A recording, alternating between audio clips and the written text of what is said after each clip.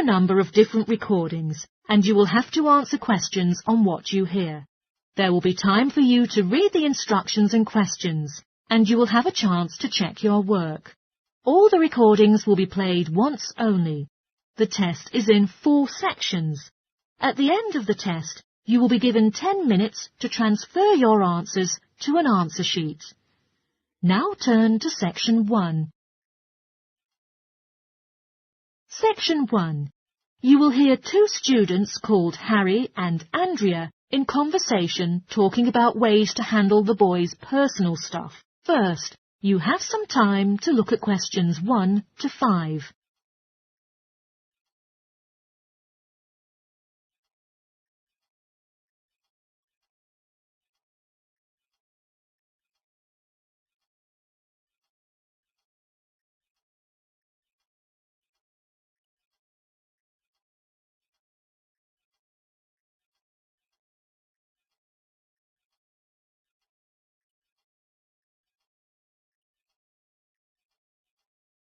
Now listen carefully and answer questions 1 to 5. Hi, Andrea. The exams are over. How are you feeling? It's fantastic that they've eventually ended, isn't it? And every morning, more sleep. What about you? Well, I've also been sleeping a lot recently, but I have many things to handle before I leave for England. Perhaps you can help me with it. I've got too much stuff that I'm unlikely to take back with me, but I have no idea how to deal with it. Well, what kind of stuff is it? And do you prefer selling it or just giving it away? It depends. Basically everything I have. The printer, the fridge, and other cooking stuff that I bought from the former renter. But my sleeping bag may be helpful on some occasions. But the newcomers have already brought what they need, so they won't be interested in what I have. And giving them away will cost me too much. I'm not sure how to sell it. Also, I've got some clothes and books. Why don't you just take those with you? The books weigh a lot, so it will easily surpass the airline's baggage allowance, and that will be another huge expense. And my suitcase can't hold the amount of clothes I have. Unbelievable how much stuff I've got during my time living here. Anyway, those summer clothes I have here in Australia won't be very useful in England. I understand. Well, there is something you can do. First of all, you can put up notices around the campus about the books. You know, in the Student Union building and the Economics department, there are many notice boards. And also, any places that 2nd and 3rd year students will see them. People always want to buy cheap textbooks. Good idea. But what should I write on the notices? Just list the titles and authors of the books, and also with the price you want to charge.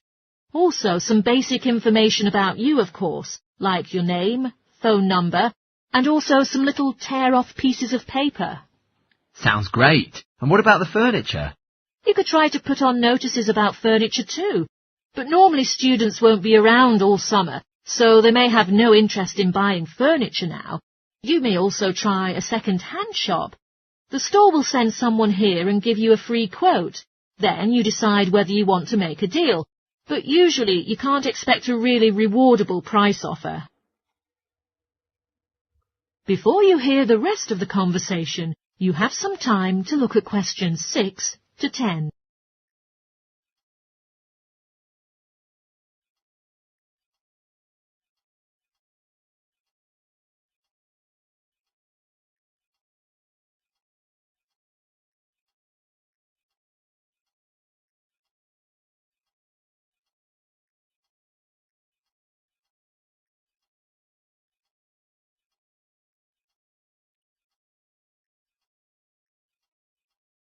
Now listen and answer questions 6 to 10. You can also choose to post an advertisement in the Trading Post. Have you heard about that paper? Every week it comes out with advertisements people place about what they want to sell, but you have to pay to have your notice in it, and then wait for calls. Give as much information as possible, and if anyone is interested about your stuff, invite them to come by and check. But making a deal is always difficult. I haven't heard about the Post before, but I should read it now, and I'll put the advertisement about the fridge, the microwave and the furniture on. But I'm not sure whether kitchen stuff is also a good idea. Well, you can donate the kitchen stuff to a charity shop or just sell it, like the Salvation Army or St. Vincent de Paul. But maybe you can call a second-hand shop and it can give you a quote first. Sure, I'll do that. Wait for the evaluation result and see whether I should sell them or just give them away. But how about my clothes? I still don't know what to do. A charity shop will take them too, so long as the clothes are in good condition. And although you don't get paid for them, you know someone who really needs the help will benefit from your clothes. That's very true. I'll put the expensive stuff, like the furniture, on advertisements and donate the clothes and kitchen things. Come on, let's go and buy a trading post and we can write the offer together. Well, in fact, I'm interested in buying your microwave as well as fridge, depending on your offer, of course. OK, let's see how good you are at bargaining. That is the end of section 1. You now have half a minute to check your answers.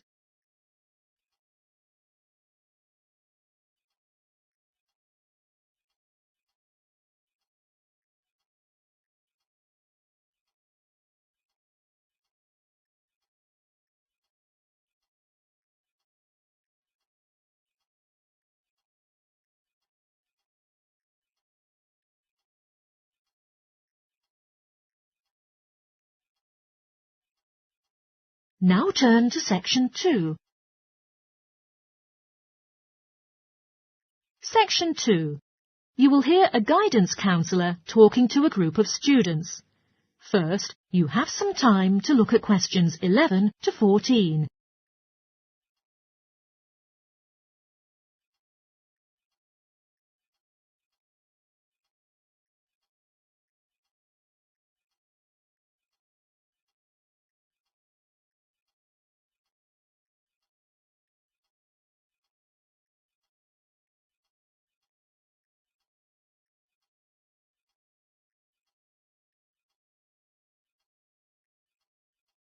Now listen carefully and answer questions 11 to 14. Good morning, boys and girls. I'm Stephen, working as the counselling administrator at the college's counselling administration. Today I would like to talk with you about the counselling team of the school and the services you can be offered. There are now 3 professional counsellors in our team here at St Court. They are Louise Bagshaw, Tony Denby and Naomi Flynn. Each of them holds regular one-on-one sessions with students, but you cannot start counselling with them until you make an appointment with Naomi Flynn first. Naomi is an expert in meeting freshmen and delivers a preliminary session in which she will tell you what you can expect from counselling. Also, she will ask you a few simple questions related to what you would like to discuss. For those who are feeling a bit worried about the counselling steps, this can indeed be helpful.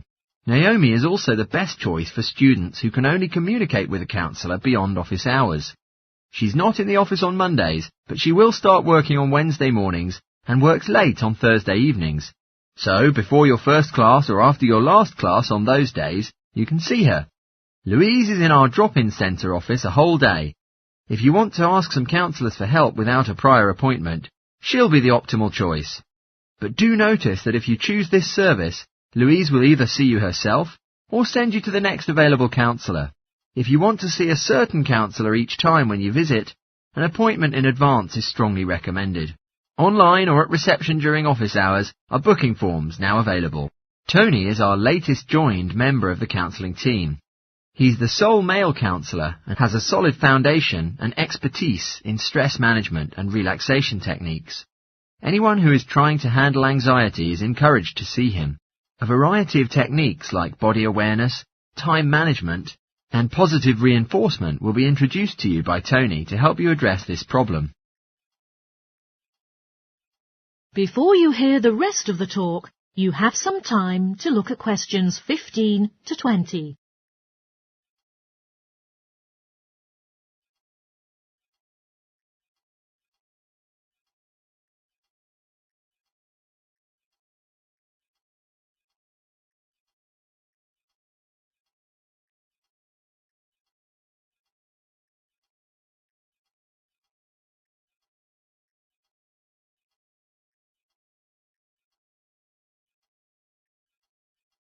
Now listen and answer questions 15 to 20. Each term, there will be some small team workshops operated by the counselling team, which last for 2 hours and are all free to the enrolled students. The first workshop we offer is adjusting. For some people, college education is found to be a big shock. It tends to be simple to get lost after the structured learning surroundings of school. Therefore, what is essential for academic success will be shared in this workshop. As anticipated, this offering is targeting first-year students. Getting organised is the service that the second workshop offers, where we are active to motivate you to break off the habit of putting things off. We'll try to help you get the most out of your time and find out the optimal balance between academic and recreational activities. In this workshop, we're catering to a broader crowd, ranging from undergraduates to postgraduates. The next one is a communication workshop. If you've come from overseas, the way people interact here might be quite different to what you're used to. This workshop will recommend some ways of handling many situations to foreign students. For example, they might find themselves struggling on how to talk with teachers and other staff. It will also cover all aspects of multicultural communication. International students will learn a lot from this class, so we particularly encourage you to come along. But I have to say that occasionally local students can find it helpful as well. Everyone is welcome. The workshop called Anxiety will be available later on in the year, and it will target something you might be familiar with. That is the nerves and the anxiety brought by the coming exams. Lots of students experience their entire academic careers like this, but surely there is a way to solve problems. Come to the Anxiety Workshop and you can learn several ways to relax and the proper way to breathe, as well as meditation and other methods to keep calm. This workshop is designed for everyone who is going to take exams. The last workshop we have is the Motivation Workshop. The theme for this workshop is how to stay on target and be motivated during long-run projects. This workshop is only available for research students. Less advanced students already have some workshops dealing with their needs. Well, that's it. Thanks for listening. If you'd like to learn more information about our services, do visit us at Counselling Service. That is the end of section 2. You now have half a minute to check your answers.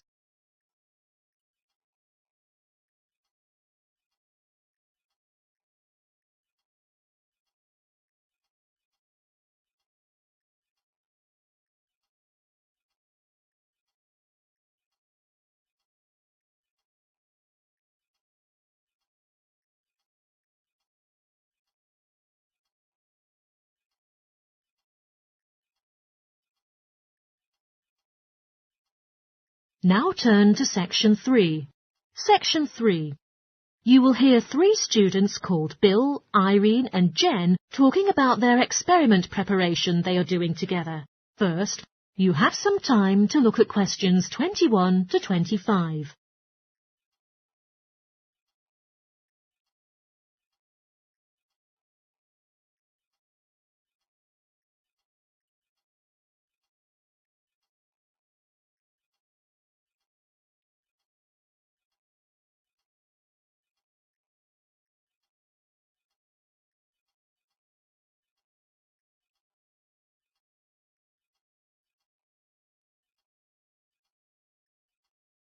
Now listen carefully and answer questions 21 to 25. Oh, hi Jen and Irene. You two are heading to class, aren't you? Hey Bill, yes, we are just walking there now. It's a little bit early now though. We still would like to make some preparations for our apparatus for the experiment practice. How about walking with us? Come on. Of course, it's really great to catch up. How's it going with your experiment? Have you already chosen the subject you're going to test yet?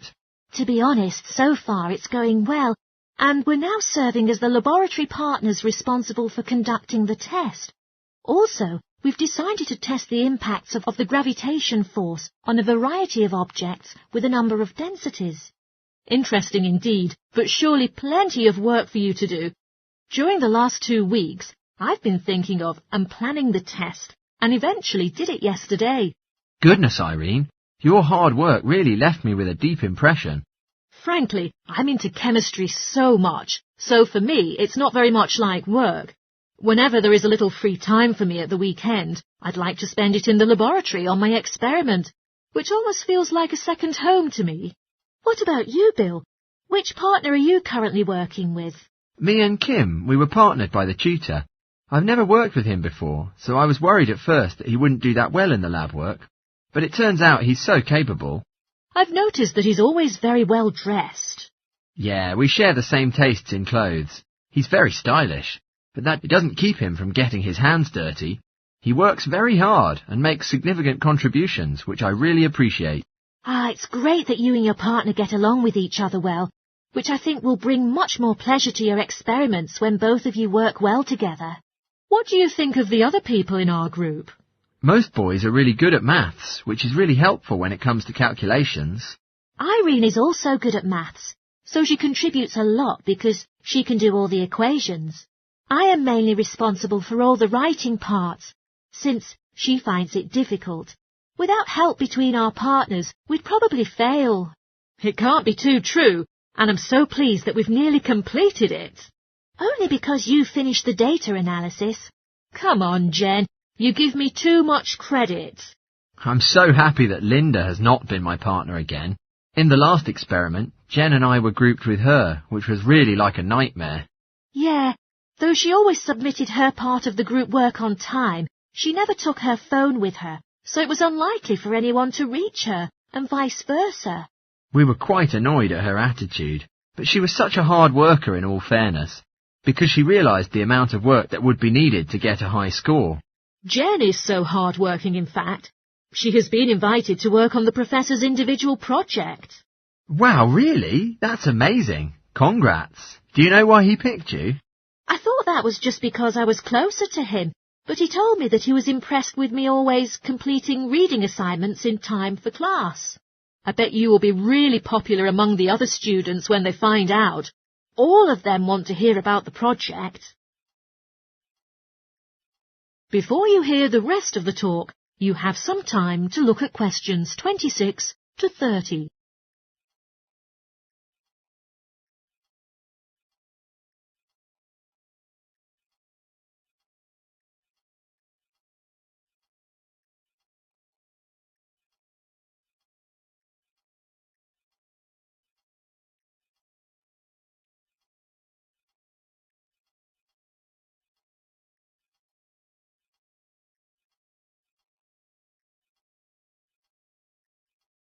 Now listen and answer questions 26 to 30.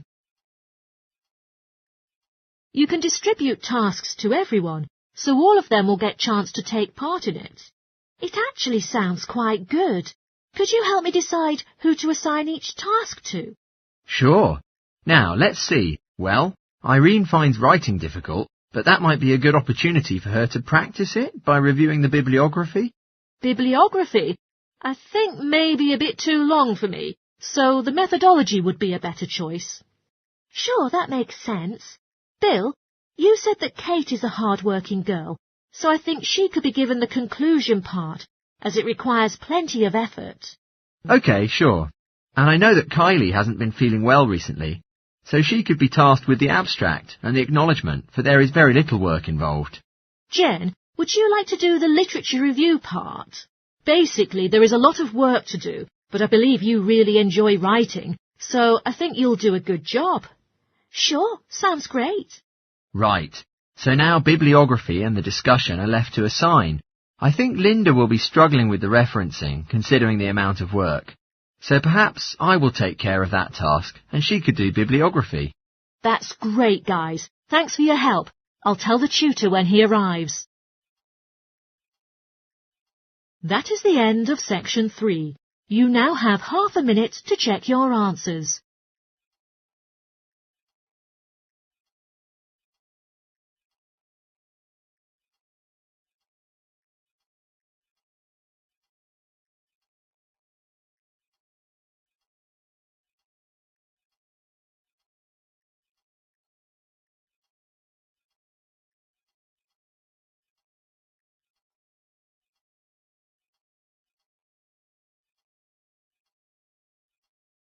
Now turn to section 4.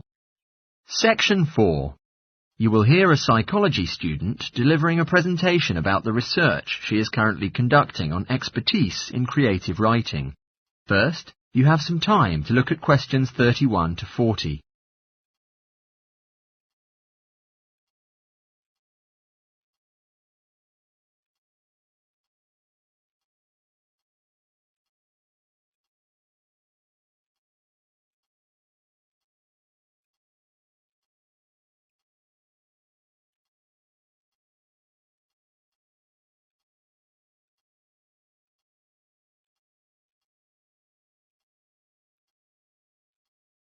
Now, listen carefully and answer questions 31 to 40. Good morning, everyone. I would like to present the summary of work I've done now on my research project, looking into expertise in creative writing. More importantly, I'm going to share with you the procedure I underwent to collect my interim findings. First, I think you should all know something about my relevant background information. Before I started my current degree course in cognitive psychology, I studied English literature, and, as you can imagine, this meant I spent a great deal of time thinking about the notion of creativity and what makes people develop into successful writers. However, the idea for this research project resulted from a very specific course. I became fascinated with the idea of what makes an expert creative writer. When I read a well-known 20th century writer's autobiography, I won't say which one at this stage, because I think that might prejudice your interpretation. Anyway, this got me thinking about the different routes to expertise. Specifically, I wondered why some people become experts at things while others fail to do so, in spite of the fact that they may become equally gifted and work equally hard. I started to read about how other researchers had explored similar questions in other fields. I began to see a pattern that those studies which involved lab research were too controlled for my purpose, and I decided to avoid reading them. I was quite surprised to find that the clearest guidance for my topic came from investigations into what I call practical skills, such as hairdressing or waiting on tables. Most of these studies tended to use a similar set of procedures, which I eventually adopted for my own project. I'll now explain what these procedures were. I decided to compare what inexperienced writers do with what experienced writers do. In order to investigate this, I looked for 4 people whom I regarded as real novelists in this field, which proved easy, perhaps unsurprisingly. It proved much harder to locate people with suitably extensive experience who were willing to take part in my study. I asked the first 4 to do an SAT writing task, and as they wrote, to talk into a tape recorder, a technique known as think aloud. This was in order to get experimental data. Whilst they were doing this, a research assistant recorded them with video. I thought it might be helpful for me and my transcriptions later on. I then asked 4 experienced writers to do exactly the same task. After this, I made a comparison between the 2 sets of data, and this helped me to produce a framework for analysis. In particular, I identified 5 major stages which all creative writing seemed to go through when generating the genre text. I think it was fairly effective, but still needed some work, so I intended to tighten this up later for use with subsequent data sets. And then I wanted to see whether experienced writers were actually producing the better pieces of writing. So I asked an editor, an expert in reviewing creative writing, to decide which were the best pieces of evaluations. I was then able to work out which sequence of the 5 stages seemed to lead to the best writing. Now, my findings are by no means conclusive at this point. I still have a long way to go, but if any of you have any questions, I'd be happy to answer them. That is the end of section 4. You now have half a minute to check your answers.